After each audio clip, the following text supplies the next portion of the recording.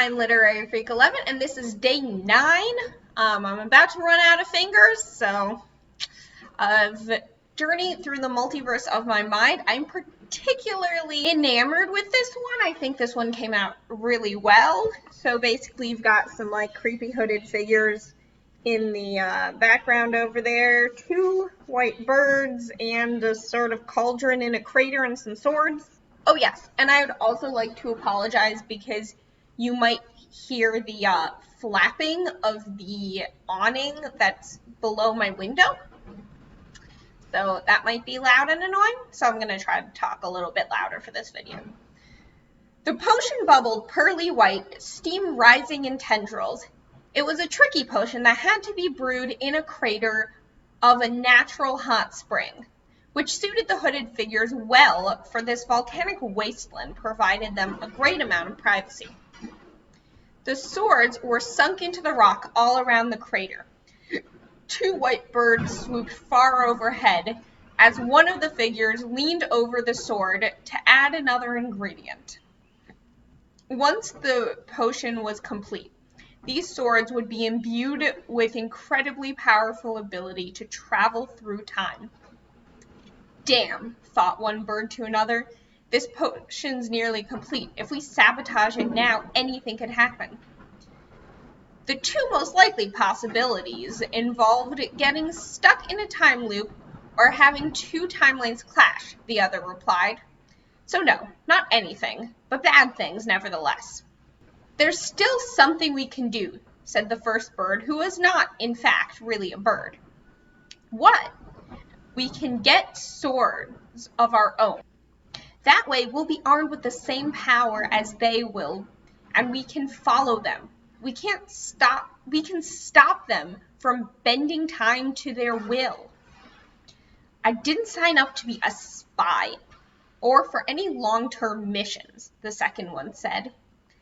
I'm a tactician, not a soldier, Fullarth replied. Don't you care about the fate of the world? Mintath said. I'm going down there no matter what, but I think I'll stand a better chance if you come with. A bit less outnumbered. I was just saying, Fullarth defended. But fine, you're right, of course. Do you have a plan? They made another loop over the scene. We have to kill 2 of the orcs and take their place.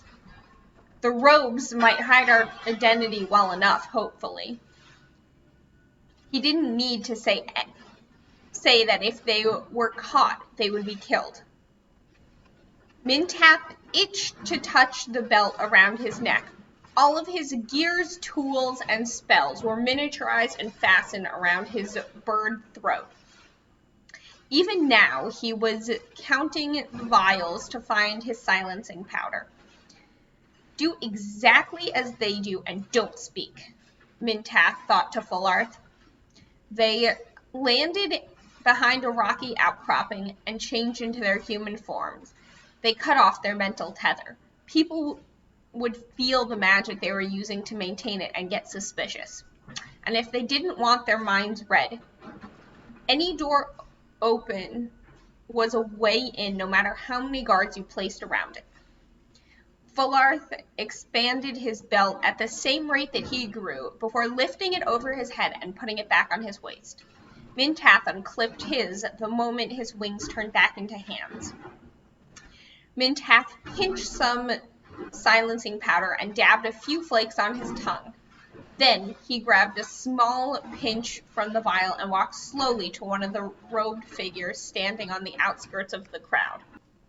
Throwing powder was mostly skill, but if you put a little bit of will behind your throw, you could often ensure it went where you wanted it to go.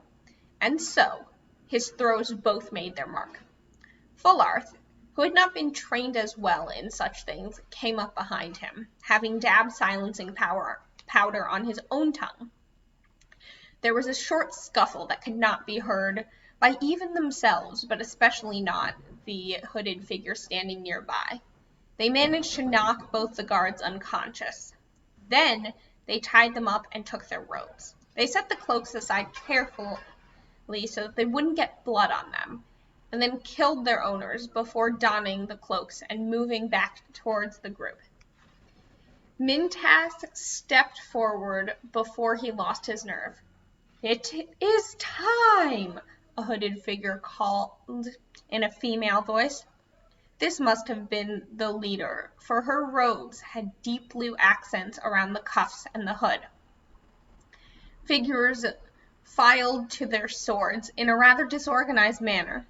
Swords were often made and balanced for their owners, and if they picked the wrong ones, it would attract suspicion, but they had no choice.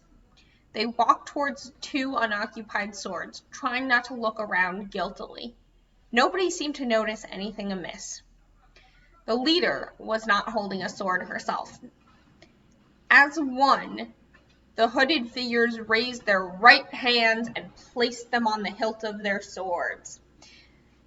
The head of the orc dropped one final item into the crater cauldron, and then they all pulled their swords from the ground and swung them into the air.